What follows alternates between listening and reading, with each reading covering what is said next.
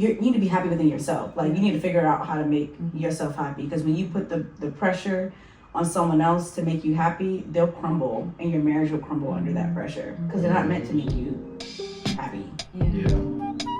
As Christians, we believe each other to heaven. That's what we're doing. Well, family, welcome back to part 2 of our conversation with Bria and Jamell. It was such a good conversation, we had to run it back. But I think it was a good long conversation that 2 parts was necessary. So if you got to listen to the first one, welcome back. If you haven't gotten to listen to the first one, go back and do that, and then join us back again. Or you can listen to it out of order. I don't think it really matters, but we'll see. And as always, thank you so much for listening and supporting our podcast. Yeah. And without further ado, let's get into part 2. Yeah, and holiness allows for difficulties. It allows for hard conversation. It allows for both of you to mess up and miss the mark. But if that's the goal, then it's the expectation that you're both working towards that. Whereas I feel happiness is well, if we're not clicking right away, or if it's taking too long for this click to happen, then we're not meant to be together. Mm-hmm. And divorces, separations, unfortunately we've had some friends as well go down that path or are in the process to do that. And not to say that holiness was not their goal, but it just really puts into context we're trying to build something to last here. And just as we all know with working out, unfortunately it doesn't happen in the same day that you work out that you get results, the body, yada yada. It just puts things into perspective when it comes to marriage and the hards of marriage. I guess we're talking about it now. We'll decide about it, but I think just with what we're going through, so I was talking to Bria about this. We got some coffee one day, and I feel with what has happened, in your mind there's a series of things that could happen, the worst possible outcome could happen. And for me, they're in a box, but they don't always happen. But with feeling anxious sometimes, I can go through every scenario of this is the worst thing that could happen. Mm-hmm. And for the first time in a long time, this worst thing did happen. So now that box of worst possibility outcomes just feels it's unraveling at all times. And it feels hard to put that thing back in a box to take my thoughts captive. There's so many thoughts that it just feels it's I don't know how to put this thing back in. So it's been hard to figure out how to communicate that with Leslie, how to allow him into that, because this is so new. It's so scary, and it's oh my gosh, I've never been this person before. But a part of marriage and a part of this this desire to be holy, this desire to be closer to God and to sharpen each other is allowing him in on those very weak moments that I've been having recently. Again, not how I would have expected it, not how I would have liked for Leslie to see me, because we want our spouses to see us in our best light. When they see us when we feel we're not in our best light, it's do you still like me? I know that's not what you exactly signed up for, but this is where we are now. Mm-hmm. So how do we work together? How do we allow God to walk us through this hard that we're experiencing now? So I'll say that for us. I wonder if part of our struggle is the expectations that we come in our marriages with, that we have not surrendered to God. Mm-hmm. I remember Sofa Rush, when Bria was interviewing her for an article, she was talking about how she had this idea of how her first night was going to go, being married, and this fairy tale, princess type thing, and it was just so romanticized in her mind, but then that didn't happen. And so it made her very angry with her day-old husband, right? Just mad, right? And I remember, at that phase in our relationship, I was telling Bria a lot about that. I don't understand where some of these expectations are coming from. And I remember Bria kept saying a similar thing around that time. Like, I don't understand why our marriage is so hard. And like this feeling of like it shouldn't be what it is. And I will always say like we not easy people. Like me and Bria as individuals are not easy people. So I don't know what I imagine I wasn't as compassionate back then, and that probably didn't sound good back That was then. marriage like easy. No, not even that, but like saying like we difficult people. Like we don't have easy relationships in our lives right now that don't come with an asterisk of like, you know, other feelings that we've had to work through and all that stuff. When you know, my groomsmen party was a testament to that. I done went through the fire with every last person that was standing next to me, right? To some degree, where we've had hard conversations or we've been through some stuff in our relationships. Everybody was standing next to me. Yeah. But I was like, why did you expect this was, you know, that the things that we both, and she had hard relationships, friendships, romantic relationships. So like, I'm like, Hard upbringing. Hard people. I was like, what made you think this is gonna be easy? Like, you know? So I wonder, like, if that's a struggle for us. Like, we think that there's a level of exemption we should have from the same regular life that everybody else got to go through too. Yeah. To some degree, right? Like, I think we should still. It's not wrong to dream, but I think sometimes like we fall victim to these concrete expectations that we've had. Yeah. Because those concrete expectations don't always have anything to do with God. It's just, you know, it's just our wish list. Like, And you got it in that card on the website. And you just added all this stuff to it. And it's crazy because we be holding God accountable to it. yeah. God, like, I ain't never said that. God, Never like, told you right, I I ain't did. never said that. Like, God, you said if I got married and all of these things was gonna go away. God, like, I did not say that, Yeah. fam. Well, that's what I would struggle with when Bria said, like, I was praying to God and I'm like, God, I did it the right way. Or I did these things, like, Your way. why is it so hard? I did these things your way, why is it so hard? And Yeah. I was so, like, it was heartbreaking to hear that, but I remember having to let her go through that because I remember when I was, like, on Dowson, I remember being outside of the Patterson's house one day talking to Laz, and I was like, yo, I'm having a hard time, my boy. Like, I'm sitting there, like, you know, trying to, you know, coach myself through this. Like, God, I'm sitting there trying to do your work. I'm out here trying to, like, you know, keep things moving and all that stuff. And it's like, why are these things falling through in this process of me trying to get a kidney? Like, and I just remember how ungrateful I was being. Because it wasn't even like it was taken off the table at that point in time where I was struggling in the thick of it. It was delayed because of something. I think that delay made me feel like it wasn't going to happen. But all I could see was that it wasn't happening. Yeah. And I'm chained to a machine right now. Yeah. You know, some expectations be tearing us up sometimes. It's a funny thing about the expectations is one of the things that helped, especially going into like marriage, was we was watching this show Married at First Sight, right? You got to Married at First Sight. It's hilarious. I remember this episode. There's two couples. They went to their honeymoon, and he was like, "Yeah, he's expecting to have sex." She's like, "I need some time." And I remember we was watching, judging them. I'm like, "Why would he assume that? Like, y'all just met yesterday." Like, why would you assume that all of these things? Because he had all of these things in his mind, and then you can tell he was salty, he was hot, so he having an attitude. And she's like, "What's the problem?" He's like, "Nothing." I'm like, he thought he was gonna get some cheeks. Now he's not. So now he's hot. Now you say. So I always remember that of like, man, like they had expectations. They coming in, they had two different expectations. So when we got married, I think when that conversation brought up. So I remember I brought up, I was like, remember that one episode in that one season of Married at First Sight? Let's talk about that. So as I literally just brought that up, and then we talked about our expectations. Yeah. So that was an interesting way of bringing it up, but I remembered that episode. So shout out to them. Yeah, Married at First Sight. Like we were in premarital and we were watching that. That was also That was premarital too. And so we watched it together and then we paused. So tell me your thoughts. Would you expect the same thing? Right.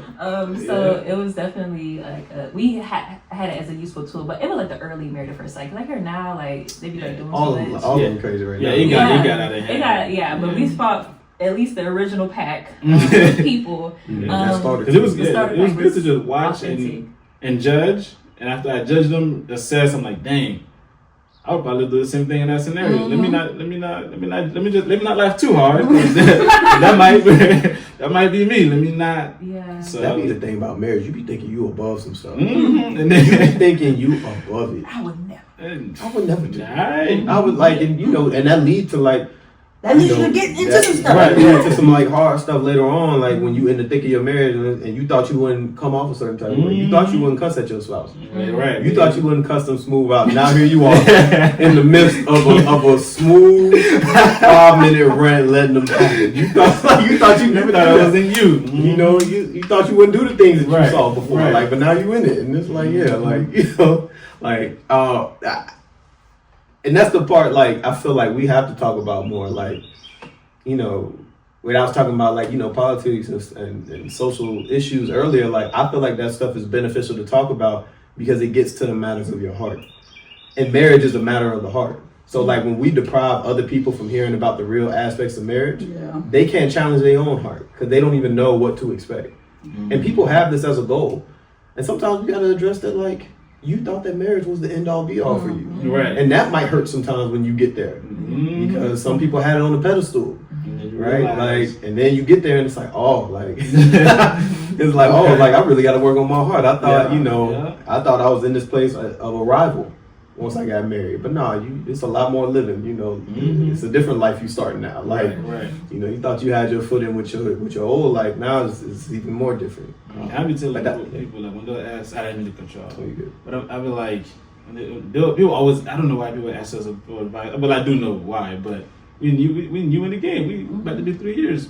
But I always say you just got to work on your heart. And people always say they work on yourself, but I'm like, now I'll compare it to, I like a good analogy. I'm like, it's like you trying to get on a football team. You get on the football team, that's the first part. So you better get in shape now. You better be in the gym, lifting weights, be running. Because once you get in the game, it's another thing, yeah. So it's like it looks good. You get the jerseys, but it's work. So you better be in the gym right now. So working on your heart, having those conversations, learning how to forgive. Because it's hard when you got to learn how to forgive in the middle of the game. So if you've been in the gym, then once you do get on the team, quote unquote, right, it makes it much more fruitful and enjoyable. Y'all remember when Bria put that article in that group chat about the people in the world being more prepared for marriage than folks in the church? That was such a real thing, and I didn't agree with everything in there, but like it was making some points. Like, it's so easy to tell people you just gotta focus on Jesus. You get on my nerves when you say that. Just like that too. Right. Jesus. God. But like, it's so easy to tell people that.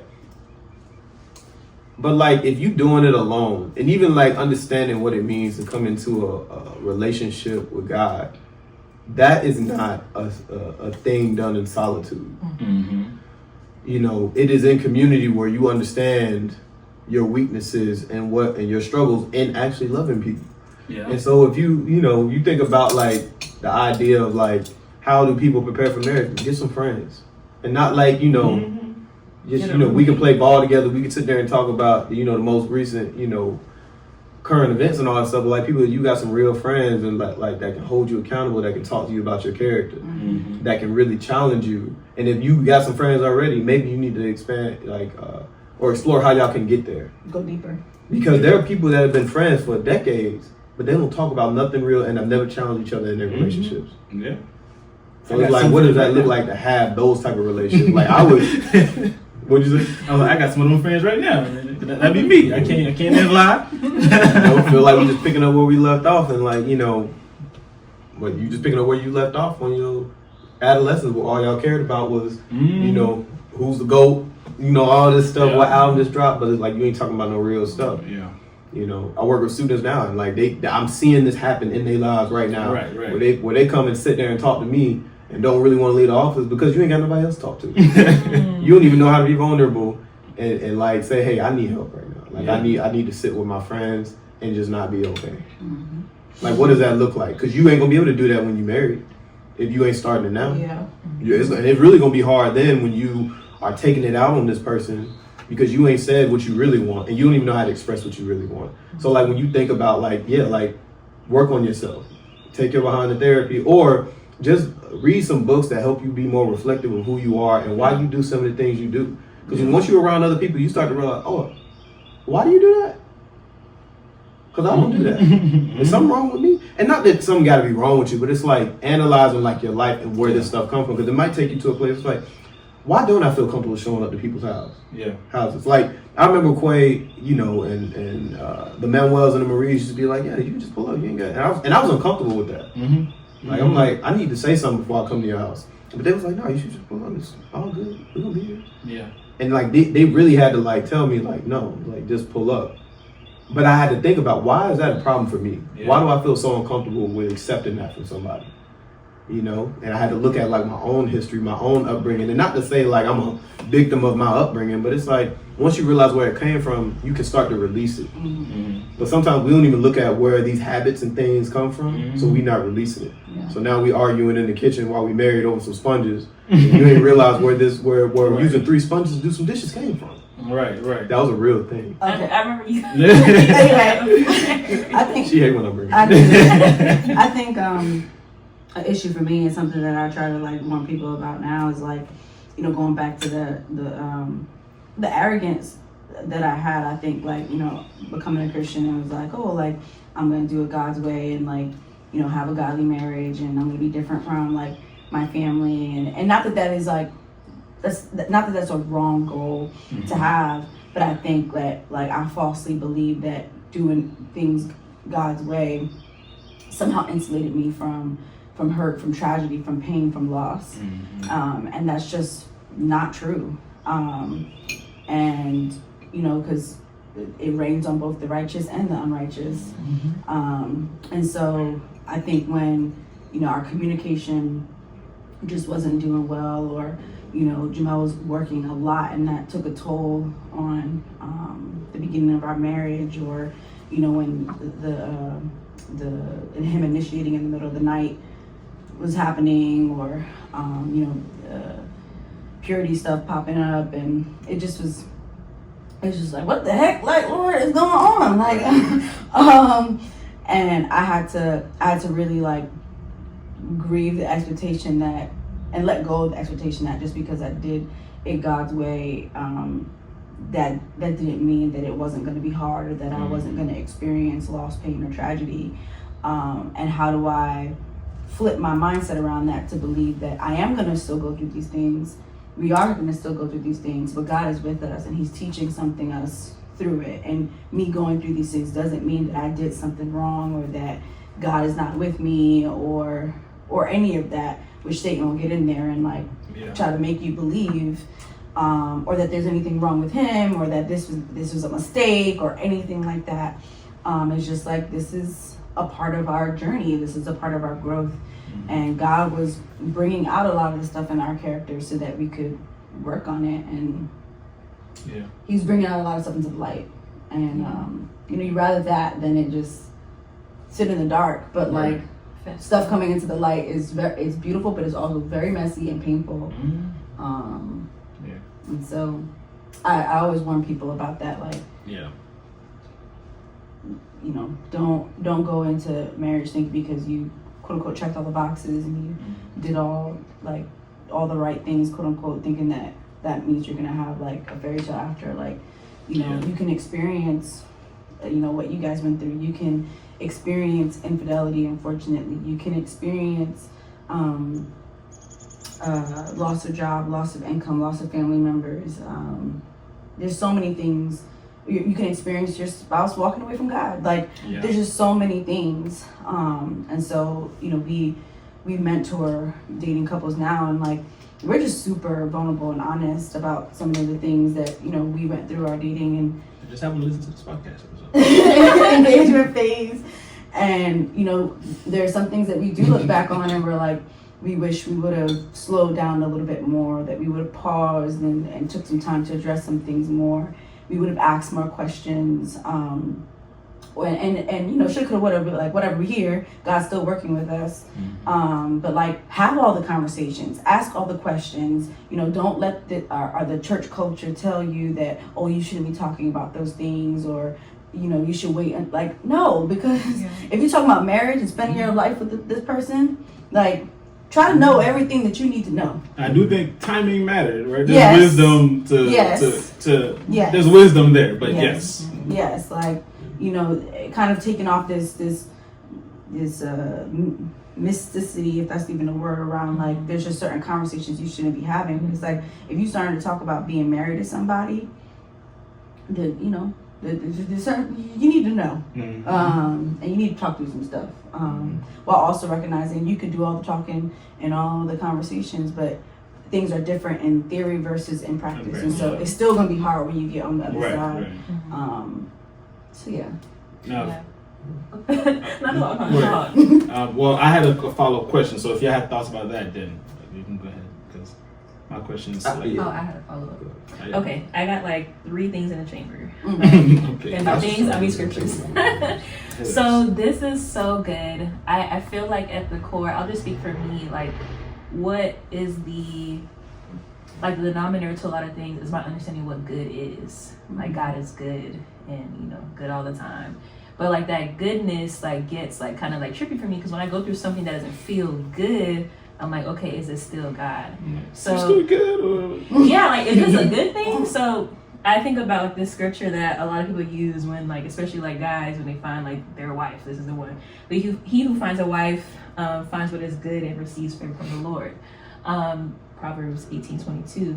But you don't realize, like, in that relationship, you're gonna have things that don't feel good, but it is to the glory of God still.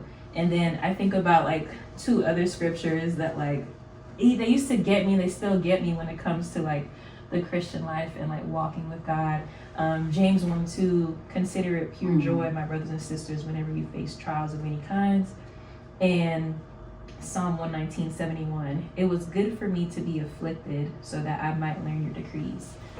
So I just think about like all the things that we're talking about when it comes to like the hards of marriage, of Christian life, of just like life in general, but like how it is good. It's like needed. It refines us. It helps us to see God more clearly. And I think like right now in society, like when people think about like marriages, they think about the honeymoon, they think about the trips, having kids, and yes, like all of those things, but like at your center, you need to be like spiritually foundationed to have rooted to like be prepared for the different like trials and the things that like come up in life. And I'm just like, this is all I was thinking of these things while you guys were talking. But Jamell, I don't remember our little podcast.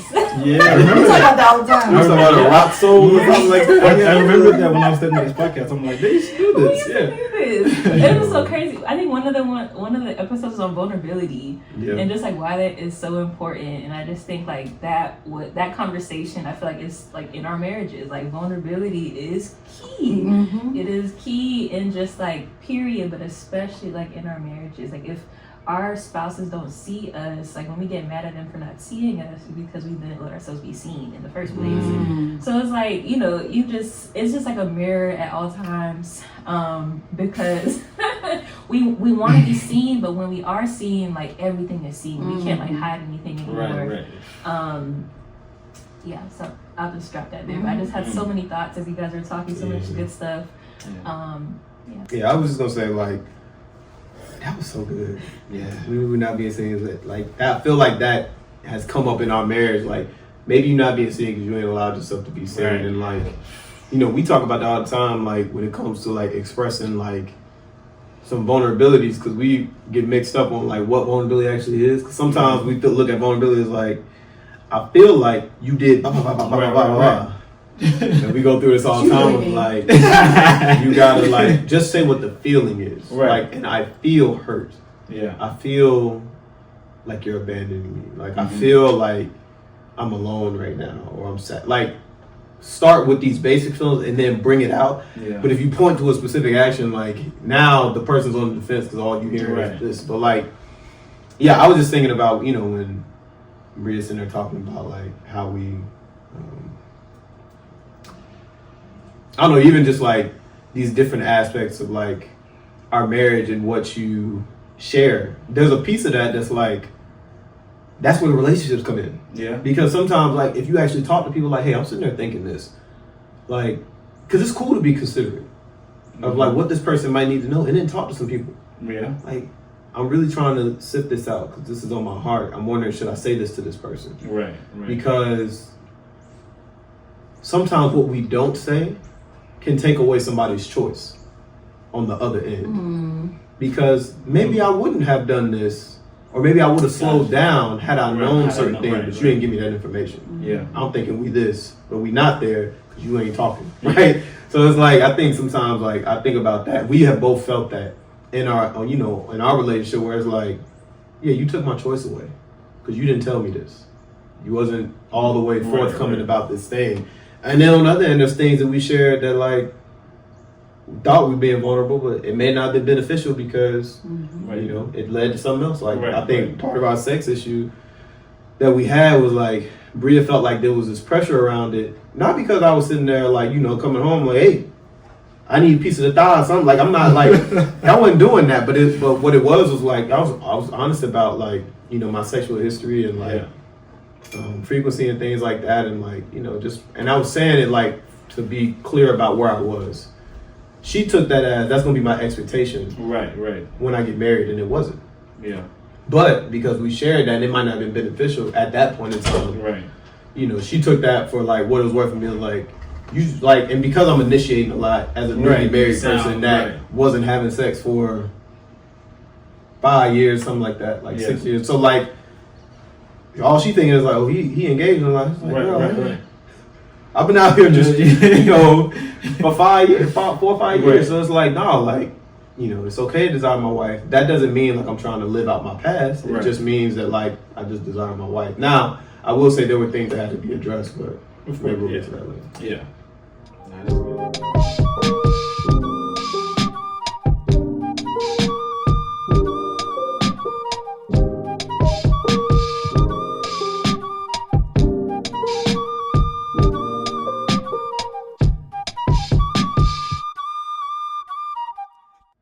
Good. I think one of the things that I heard is that you can't control vulnerability by only giving you half of it. If I'm trying to be vulnerable, I can't just say, well, you did all these things that made me feel a certain way and trying to control how you respond.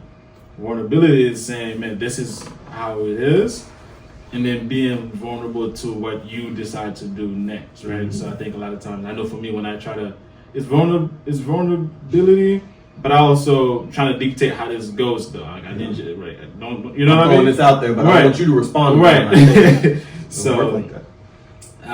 No, this has been a really good conversation. So a question that I had, it may or may not be closing it out. I don't know, we'll see. But how has like marriage brought healing to you guys? Like, how has? I know for me, there's a lot of things, and even when. And one of the reasons why I love my wife and we got married is I think when we first started dating, there were things in me that started to heal that I didn't know that I needed. I'm like, oh wow, like having a safe space mattered, right? So for you guys, how has marriage, but just you guys' relationship, brought healing to you? I love that question. I think when you get married, like the things that you might have been pushing down and not known it, you got to deal with it now. And sometimes we don't deal with stuff because we don't know where to start, right? Or we ain't urgent enough about it or whatever. Like, and I feel like that's been very real for our relationship. Like, stuff came up that was already there. Yeah. You know, I'm a part of a purity group and like really addressing like and putting a name to what I know as sexual addiction now, right? And there's healing in that for me. And that wasn't something that just like I woke up like that. Yeah. Like, you know, there were things throughout my life that attributed to this thing. Like prior to high school, right? To get to high school, I'm sexually abused and like these different things that lead to developed sexual behaviors. to where like that impacted how I was in college. Yeah. Where, you know, I'm acting a fool, and then like, and I'm thinking I'm just like, oh, it's just college experience. Right, You right. know, we just all came up. Everybody's But no, like, saying. there's something to that, right? There's something to like what we're experiencing in the culture, and like now there can be like a level of healing in this way for me to actually like be very serious about this and take control of this aspect of my life that I felt like I was trying to like just, you know, suppress. It's like trying to like just keep a beast tame, right? Mm-hmm. It's like, you know, I'm gonna just keep this in the corner and I'm gonna live my life and I'm gonna be, you know, this good little church boy and be a good husband and all that stuff, but it don't work like that because you're not really dealing with it. You're not really dealing with like the you know, the fighting your demons. You ain't really doing it. Right. Because you're just putting them off to the side. So like, you know, it's been unfortunate the things we had to experience in our marriage in terms of like me initiating sex in my sleep. Like, and it wasn't often where it like led to actual like sex, but like just, you know, you doing certain things and not realizing like that's happening and don't have a recollection when you wake up, but your wife does, right? So like it brought so much to the surface for us, and how I consider her in the midst of like something that I don't all the way have control over, but it put a lot of pressure on our relationship. You know, to where she's feeling anxiety about this, and it progresses, and like you know, this leads to more tension in our relationship, and through that tension, like having other struggles, right, where things are coming over my purity, and then like it reaches a head, and it's like I really have to deal with this, and I joined the purity group, and it's like, oh, like there's so many things in my life that weren't sex related that have led to like my sexual behaviors in my life. And now I can heal from these things from my past and from, you know, even what's going on within my marriage. And so even being able to have that healing, and even from what I've seen, like, you know, with Bria, for like, my behavior can be triggering for her because of what she's dealt with. Right. And so it can feel like, while I may not be doing these same things, right, you know, because of the energy that I bring, you know, to that dynamic, I push her to talk a lot more about what she's feeling about sex and all these different areas, and it opens the door to talk, but then we gotta talk about all of it, right? You gotta talk about like, why do you feel this way? Why do you look at sex this way? Because it wasn't just me and my trauma coming into the relationship, it's somebody with their own stuff too. Right. And as this stuff comes up, like, you know, earlier we were talking about like, you know, this idea of like what sexual abuse is in marriage, right? And that was a hard conversation for us to like even deal with and address. And so it's like, oh, like we, like it brought up a lot. And like, I would never believe that I'm somebody that, you know, is pressuring my wife for sex. Right. You know, and I understand that coercion can be abuse, right? It was the idea of that being in my marriage was just like, it was foreign to me. And so like, I don't want to make my wife feel like she's not heard, but also like you feel like you want to defend yourself, you know, because the idea of like abusing your wife sexually, like there ain't never gonna be no positive connotation. Yeah. You know, and just trying to like work through that and find the language and recognize like, and honestly, it's partially because we don't know any wives that have talked about like a level of like struggle in that way about sex, like, you know, this day of having to have sex when this person want to have sex. And I get it, like in history, like sex ain't been about the woman.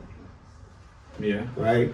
And now that we are becoming more aware and like recognizing the different privileges that come with certain historical power dynamics, like it's like, no, I don't want that. Yeah. Now it's a relatively new thing in history for people to look at like, I want this to be a mutually enjoyable experience. Right, yeah. Like that hasn't always been a thing. Right. So now like we don't hear cultures like in our culture talk about what it means for two people to enjoy this together. Yeah. Right. So like that stuff is sitting there coming up, and it's like we gotta have these conversations, and we gotta talk about like we gotta like deconstruct like how we have viewed like this role. So like it's been a lot of healing and like having to like not push some of our history to the side, but like process our past in a different way. Yeah. And so there is some regret in that, but you get to heal as well. I understand like I was just human, and like I want to stop that behavior that leads to those things. So yeah,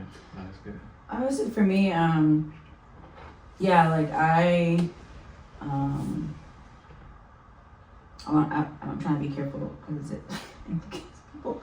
But yeah, I've just there's infidelity in my family, chronic infidelity and abuse, and so like kind of grew up around that, and then fast forward to my own relationships. I think between naivety, people pleasing, and then the kind of the stuff that I grew up around, the pattern played out in my own romantic relationships, but also just instances of being sexually assaulted by people that I wasn't in romantic relationships with, and not kind of just like, okay, that happened, to just keep moving along. And I think over time, like I've set certain boundaries and things like that, but I don't think like by the time we got married I had completely like really processed those things or dealt with those things. And so when it took, and it's crazy to think about this now, it took the stuff popping up in our marriage for me to have to, for God to sit me down. And like I thought at first when I would when I joined like this recovery group and started reading this book called Grace Calls, and it's basically spiritual recovery in the wake of addiction, abandonment, and abuse, that I recognized like, no, I wasn't just sitting down and reading this book. Funnily enough, just an aside, I picked up the book in 2017 or 2018, and I mean it's kind of like not public knowledge, but it's well-known knowledge now. Like my grandfather had a child outside of his marriage to my grandmother, and so it wasn't dealt with the best by my family, and I think like I was put in a position where I felt like I had to be neutral, and so I wasn't all the way able to process like the things that I was feeling, and I knew that there was something going on for me there. So I picked up this book back in 2017. Well, it happened in 2016, so sometime around 2017. And I think I read like the first couple chapters, was like, I don't know, put this down. And I just, kept it moving. But then, stuff started popping up with us. And I think at the moment when I picked the book back up and, joined this group, I think I was just like looking at it like, I'm here because of Jamell. I'm here because of our marriage. And like, then as I'm going through, it's like, oh no. Yeah. I have not dealt with 31 years, or I don't say 31, 20 years of what has led me here to this moment. Yeah.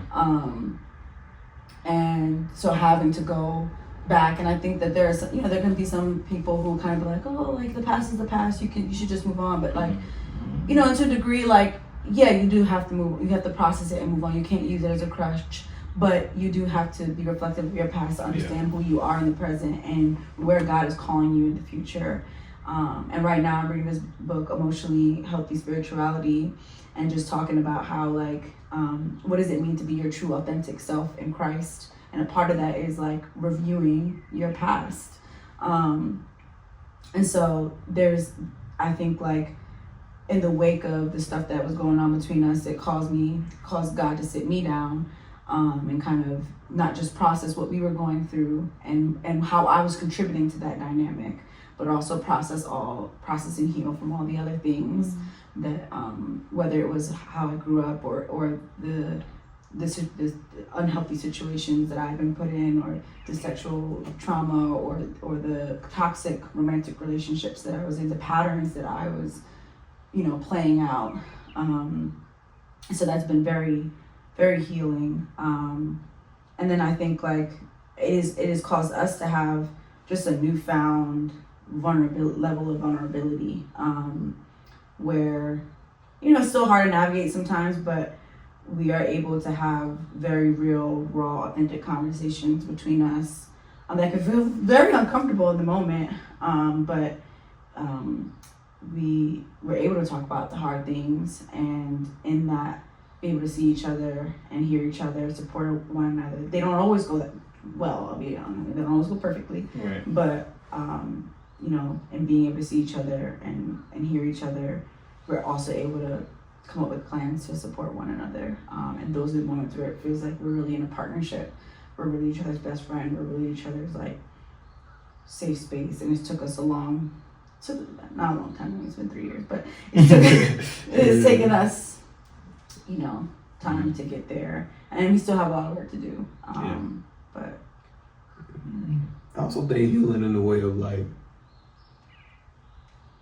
your own personal like ambitions. Because sometimes you ever, I don't know if you felt this, but like you don't stick to things or try things just because like you in your own head. Mm-hmm. And I feel like marriage has brought like a level of like, I gotta get out of my own head. So I've been doing more than I've ever done. Yeah. And trying new things and all that stuff. And like, there's been that healing that like, I'm not as reflective on my mistakes. Because I feel like I've been somebody that can hold stuff in from my past over my own head. But there's been healing in that just from like how we move past our own trials. Yeah. You know, where it's like I'm not, when I look at this other person, I'm not thinking about times you try to lay hands on me. Like I'm not thinking about them things. Like I'm thinking about it was only once. It was twice. Like I'm not thinking about that stuff. Like I'm not thinking about all the times this person has hurt me while we're in the midst of moving forward. Right. And because I'm not thinking about that for her, I don't have to do that to myself. And I feel like sometimes like it can seem like we get married partially because we can't be kind to ourselves. We want somebody else to do it for us consistently. And so it's like, you just gotta.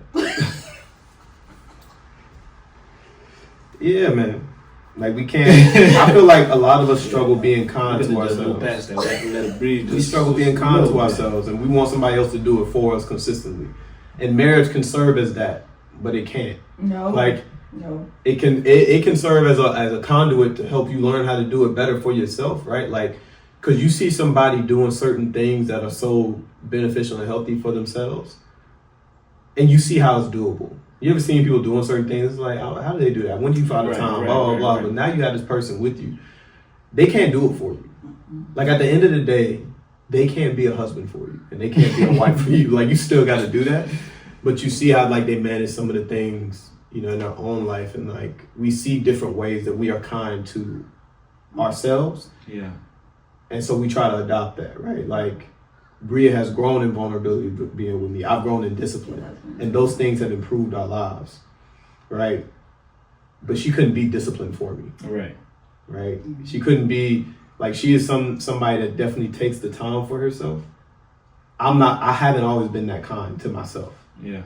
And I've been learning from that. So it's like, like, that's a thing. Yeah. And even to piggyback off that, like, there's two things come to mind. One, Jamell came to me, and when we were going through like the thick of our stuff, he was just like, Bria, I need you to call people. I need you to talk to people. I need you to be vulnerable. He was like, even if it's, because I think to a degree, I learned this in my family. What happens in the house stays in the house. Mm-hmm. Don't talk to anyone about our stuff. Don't ask anybody for help. That was it.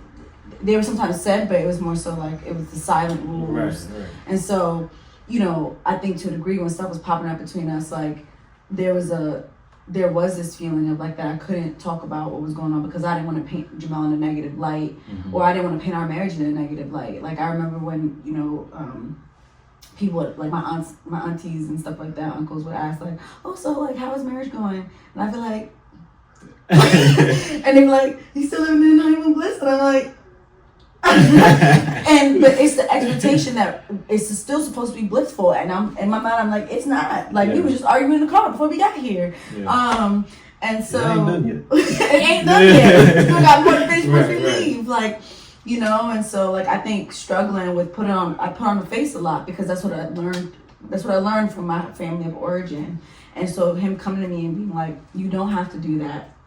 Go talk to people, call people, even if it paints me in a negative light. I need you to talk to people. Get off this island, get out of isolation. And that that transformed so much for me, where I didn't have to feel like I was going through things alone. And then the other thing that came to mind, another space of healing, was I grew up just having a lot of like, I was very critical about my weight, like, and that also comes from family of origin. I really struggled with it throughout my life. I think once I got to college, I just kind of made a decision, like, I'm gonna just accept myself, love myself, and work on myself, not because I hate my body, because I love it. And so that was a shift I made, where I was like, I'm gonna eat well because I love my body. I'm gonna work out because I love my body, as opposed to always being in this state of trying to change it. Because I remember like growing up, like there was times where I didn't want to be myself. Like I wanted to be someone else. And I made it, you know, was cool. And then we got married. But right before we got married, I got on birth control. So, and then you get married, you eat all kinds of things, you eating late, like, you just having a good time. And so like, I gained like 20 pounds, which I'm like, how did we get here? I'm confused. And I struggled, yes, Roxanne and I talked about it. And I struggled so much because this was the first time in like over a decade that I had seen my body just like shift so dramatically within such a short span of time. And I felt like I was doing all the things and it still was not changing. Yeah. And then I go to my family, and they would make their comments, their Caribbean comments. That's worse than you and like, and one, Jamell stuck up and, started talking to Jamell about, from friends and dating, he knew about that stuff in my life. And so like seeing him stick up for me, like, hey, don't talk about her like that. Don't say those things. It's not helpful. But, and then, but I would come back home and he's, right in the periphery as I'm looking in the mirror, just like tearing myself down, saying things about myself, and like complaining to him. And I wrote about this maybe 2 years ago, and one day he just came to me and he was like, I really need you to stop talking so badly about my wife. Stop me in my tracks. Like he was like, hey, well, first of all, he was initiating.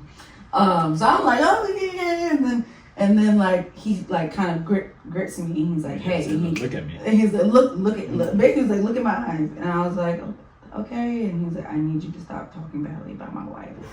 And it disarmed me, because it was like, I didn't even say nothing. It's like, you're right.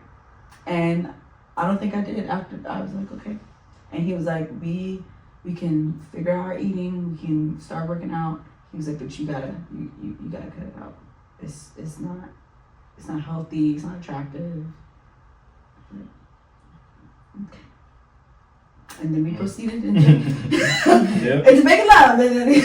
But like, yeah, that has been a very healing space for me, to like growing up, because my body was always an object of attention, whether it was in my family in terms of the criticism, or if it was, men on the street and boys in my class touching me inappropriately, and just, it was always a center of attention, to the point where, like I told you, I was assaulted twice. Like, so, I've always had a very weird relationship with my body, and feeling comfortable with my body. And so like to have now the family, it's not my family of origin, but it's the family I've chosen. He's just so accepting of my body, and it has given me the freedom to also be accepting and loving of my body as it is, and go back to that notion of, I'm going to work on my body because I love it, not because I'm always trying to change it.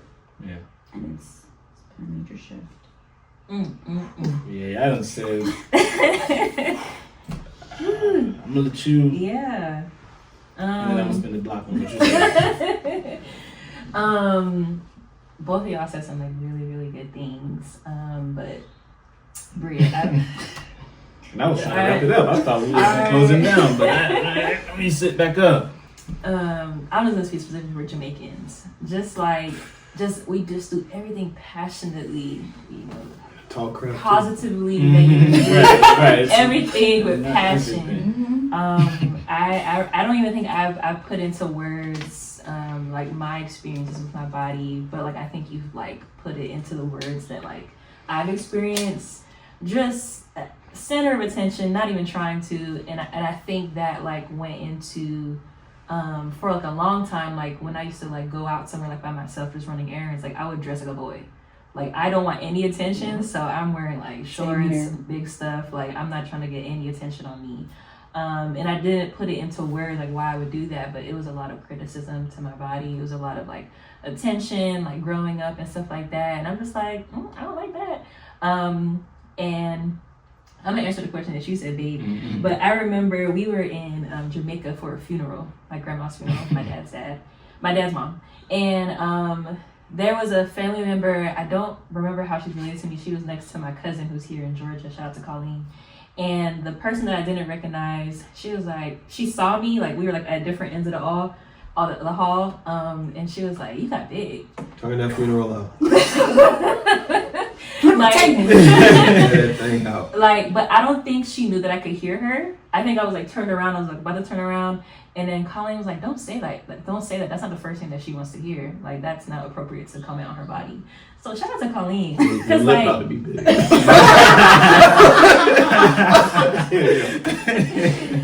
But stuff like that is just like so like normalized, unfortunately, growing up for me, just like with a lot of things. And like with everything that I did was like kind of like under like a microscope for whatever reason. I think being the oldest, the girl, maybe, but a lot of things. And so I think the biggest healing aspect that marriage has like given me is just the freedom to be me. Like I don't have to like, you know, have all the answers, or I don't have to like look a certain way at all times in order to get your love or maintain your love.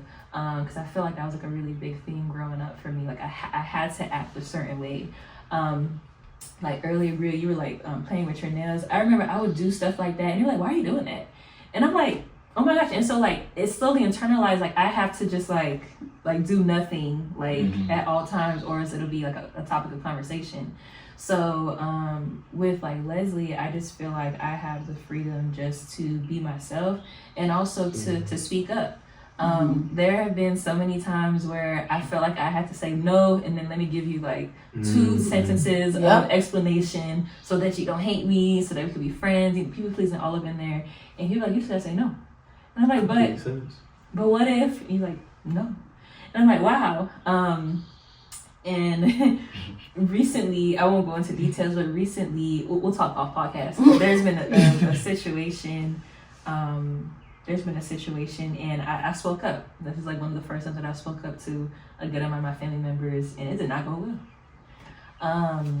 And it did not go well. I will say that. But Leslie has given me like the freedom to just like take up the space that, you know, who you are, and the way people see you, you don't have to accept that. Like that doesn't have to be how you see yourself. Because it's just so easy for me just to take stuff on and accept like, okay, so that's my identity, or that's like who I am. So I feel like I've just gotten like so much like room to like shake off some of the stuff that's not helpful anymore, to like take up like new stuff.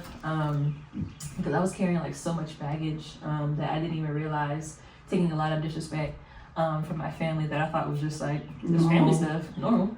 That, you know, I didn't realize was harmful to me and was harming me in different ways.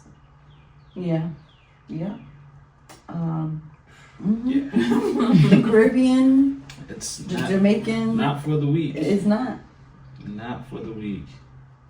But yeah, I'm gonna go back to what you said. I was trying to remember what you said. Which part about the? It was the pause part. Yeah, you was like, sometimes we get married, we don't know how to be kind to ourselves. We want to get married so somebody can do it for us.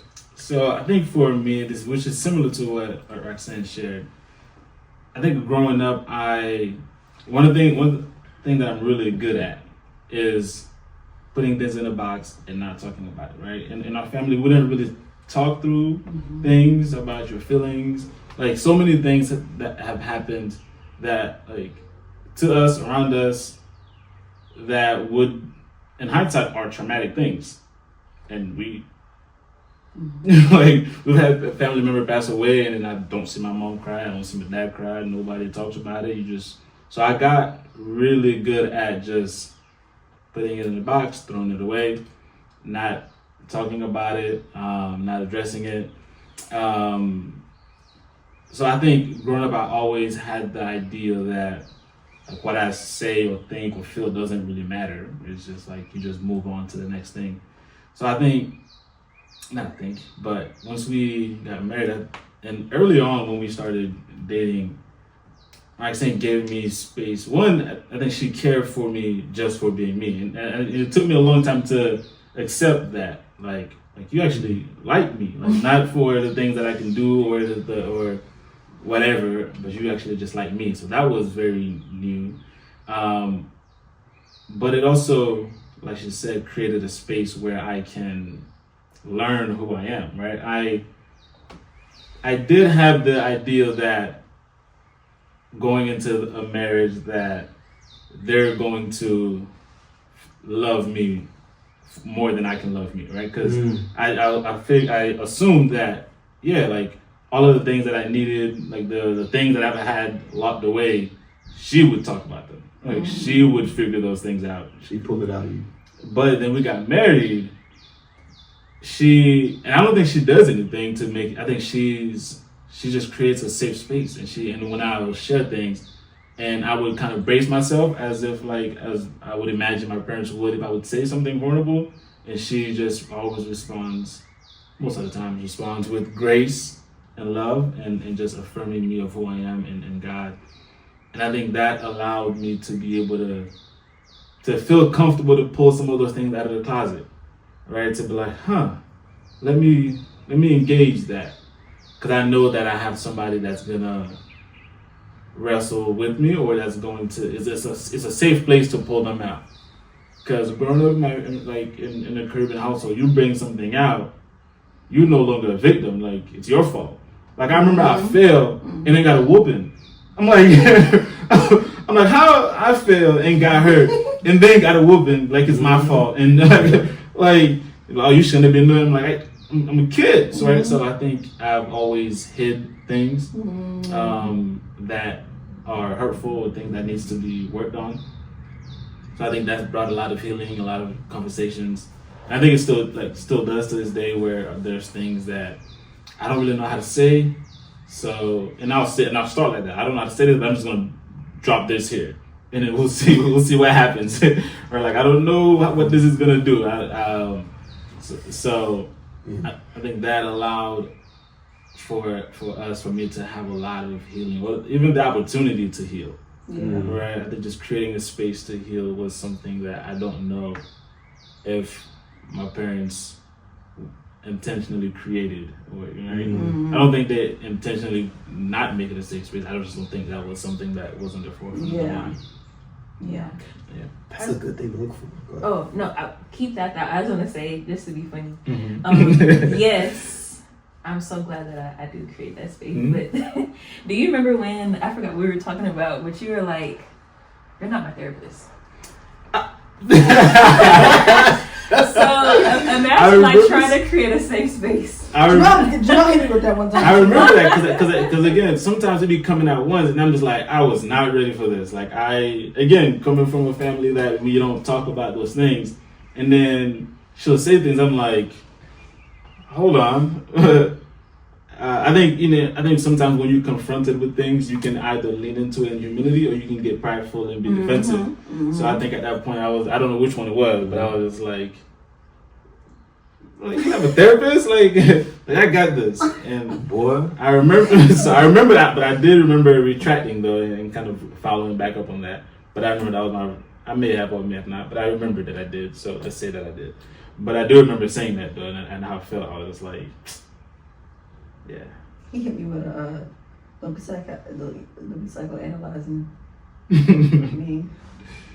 But I mean, like, that's the real. Like, you do see stuff that the other person don't see, and it'd be hard, like, because the reality is, like, you gonna be sitting there talking, and you see a connection, and sometimes like you accurate, sometimes you're not. Right? Like, it's worse when they're right and you got nothing to say. Yeah. It's like sometimes they wrong though. It's just all about how you deal with it. But I think like we be having the moments where it's like these things it's natural for us to like we being vulnerable about something and somebody brings something in that it might be connected to, and you're just like, well, I ain't trying to go there right now. Right. And like, I remember when we was having that conversation about like pressure around sex and what coercion means and all that stuff. You know, I was asking Bria questions about her past and like, you know, as we trying to work through this, and she's like, my past don't matter. I was like, we dealing with your past. Like, we dealing with it though. Like, because there's things you saying that I ain't do. Like, so where are all this coming from? Like, you know, like, and not saying like, you know, gaslighting, like what you saying happened, didn't happen, but like, is all of this from here?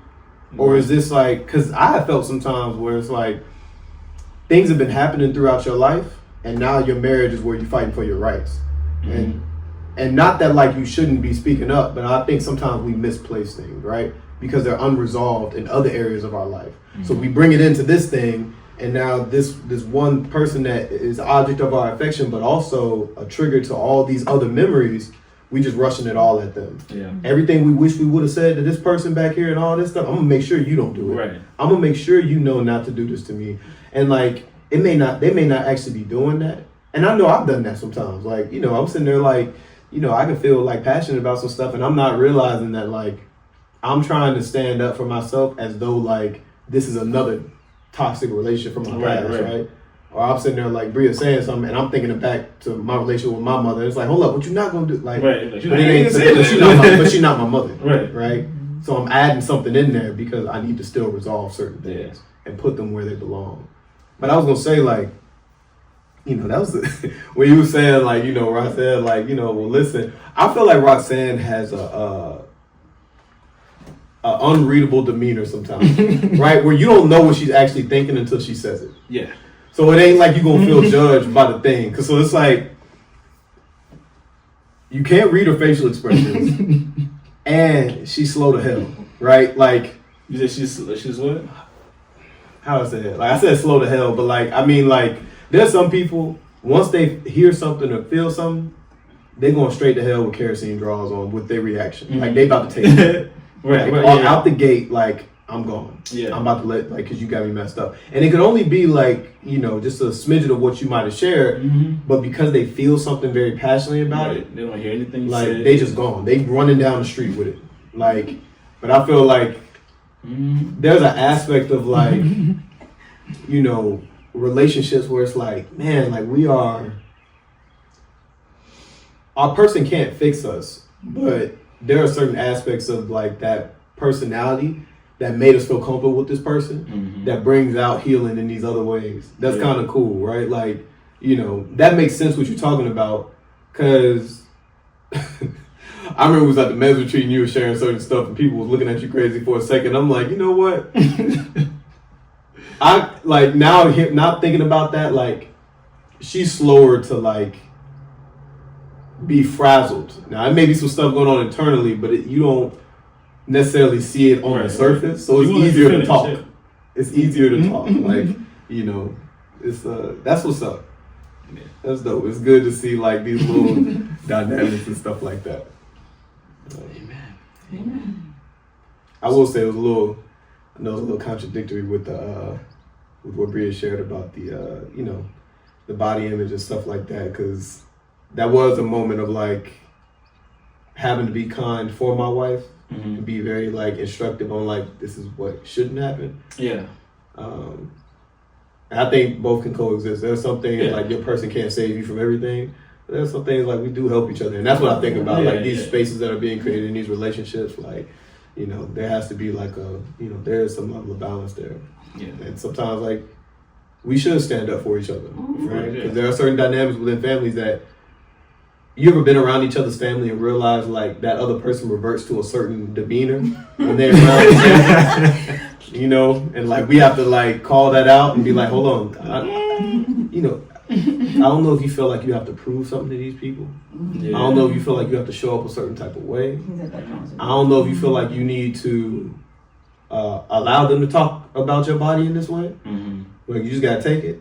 But it's okay. We'll get there. We'll get there because I'm gonna say something. I got you. Don't even worry about it. You ready to black out for me? I got it. Don't even worry. And being patient, like, you know. Now I will say, I'm a little quicker to hell. Like I'm a little quicker to snap. I'm like, I didn't think I was. When it comes to my wife, I'm a crash out. Like I crash out, and I wouldn't always categorize myself as that, but I'd be quick.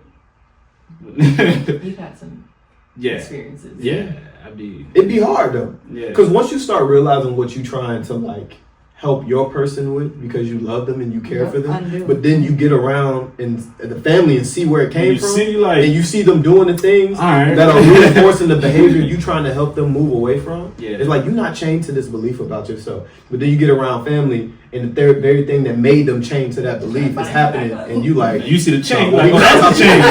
We're not that's the chain. You know, and it's easy. Like it's like tell the family, hey, stop talking about what she eating. Yeah, like that's what we're not gonna do. Yeah. I feel so passionate about that, especially because I can tell, you weight up when you see weight is like a crazy. Like there's somebody that's had insecurities around like body image and weight and all that stuff, and also having to go through a phase in my life where I couldn't even do a push up off the ground. If I fell on the ground, I had to roll over and get myself off the ground. Right? Like I couldn't. Like my body had deteriorated so much I couldn't do much. Right? Yeah. So I couldn't look the way I wanted to look or couldn't do certain things, and like recognizing like people just have stuff out of their control. Yeah. Or because of like what's going on in society and what emphasis we put on looks, we reinforce this in our day to day and further insecurities in each other. Yeah. So now what do people want? We just want some comfort food. We determine what comfort food to be like some unhealthy. And it's like these things keep happening, and you just want to break the cycle so that we can just be free. Yeah. So it's like we get around family now. We ain't doing that today, and we can leave. Mm-hmm. Yeah, he's somebody, so he's like, we can leave. Yeah. I'm like, really? He's like, we can go. Wow. Okay. Yeah. There's a book that I always recommend. I just finished reading it. What is it called? Adult Children of Emotionally Immature Parents. Wow. Yeah. That's the title. That was the name of the book. That's the title.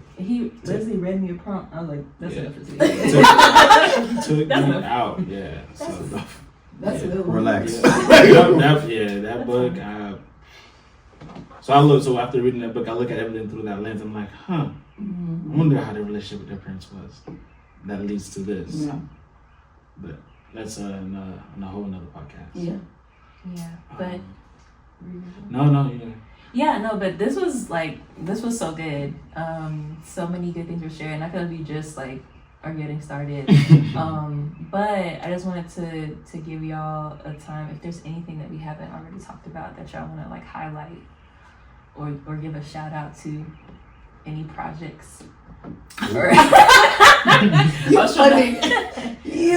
like that.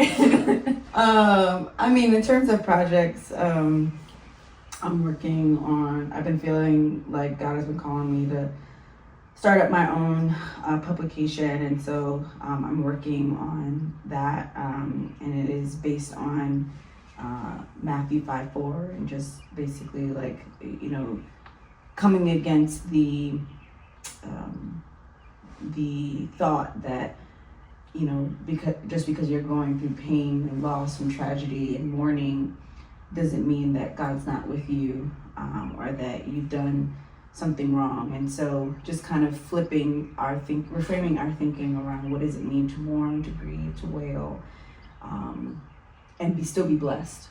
Yeah. And I think for a long time that didn't make sense to me. And I'm like, how can you be blessed and mourning? I'm not understanding. Mm-hmm. And I would like I want to stay as far away from mourning as possible because I don't feel like I can be blessed during that. Right. But we are, and in those spaces, intimacy with God can be so much deeper and so much more fruitful, because He's there with His comfort. He's there mourning and grieving and wailing with you. And so, just wanting it to be a space where, people like us tell stories about their losses, their pain, their tragedy, as a means to heal, and allowing people, as people read, they know that they're not alone in the things that they're going through. And so really creating a space of healing by talking about the things that we're going through day to day. And it really just came from a space of like, there's just so many people around us going through really hard things, difficult things, painful things, dark things that are not talked about on a regular basis. We're told to hide, to keep to ourselves, to not bring up at the dinner table because it's uncomfortable or might make people, shift eyes and say, why shouldn't we be talking about these things? So, it's still in the works. And so it has been such a blessing to do this, to have conversations with people about what I'm doing, to interview people about, their really hard moments, and to be entrusted with these. I feel so honored to be entrusted with these stories, and my prayer is that I tell them in a way that is with integrity and dignity, and it gives glory to God. So, and it just creates healing for everyone involved. I'm in school getting my master's. Social work, that's a project. While also working through what that means for my faith and the community I'm in. So that's a project in itself. But also, I make candles. And I gotta tell you, we burned that candle in one day. It smells so good. We just kept it going. Yes. I hope it lasted longer than a day. It did. I would come home from work and be like, what that kindle like? And so, making those. And still not stale. Yeah, Still Not Stale Candle Company. And that's Still Not Stale, that name just came from Psalm 42:6, be still and know that I am God. And sometimes, we in this culture that talks about always moving, always doing something. But I feel like sometimes we fall victim to ambition because we don't believe that there is work being done when we are still. What's the website? It's stillnotstill.com, but I feel like I'm still working on the website and getting it running in terms of being able to sell my stuff online. So how would let's say somebody wants to get a candle, how would they get it? So they can reach out to me personally. What's the email? Yeah, stillnotstill@gmail.com. I do personal orders. I actually brought some stuff with me because I got one of my line brothers had an anniversary package. He wanted some personalized scents to represent different memories from trips they've done and all that stuff. So we did a package of 5 candles and had these different scents. I let him come up with the names, and I blended some stuff and put together some cool stuff for him to be able to sell. I'll grab those so y'all can You smell can them. make some custom orders at yeah. gmail.com. Do you have an Instagram too? Yeah, so there's no Instagram for that yet, but my handle is Soul Told You So. SOUL Told You So. So I'm working on that. The goal is to keep getting that. I feel like I've been getting my recipes down and what materials I want to use. So now I'm just waiting on this to, get some better bones and get some people working with me so I can produce more. So it is in progress. Yeah, it's a lot, but it's fun. It's relaxing making those candles. Yeah. That's all that's y'all. Yeah. Yes. Thanks for having us. Yeah, thanks for being here. And thanks for listening to the Family Dinner Podcast. Bye. Peace. All right. 2 hours is crazy.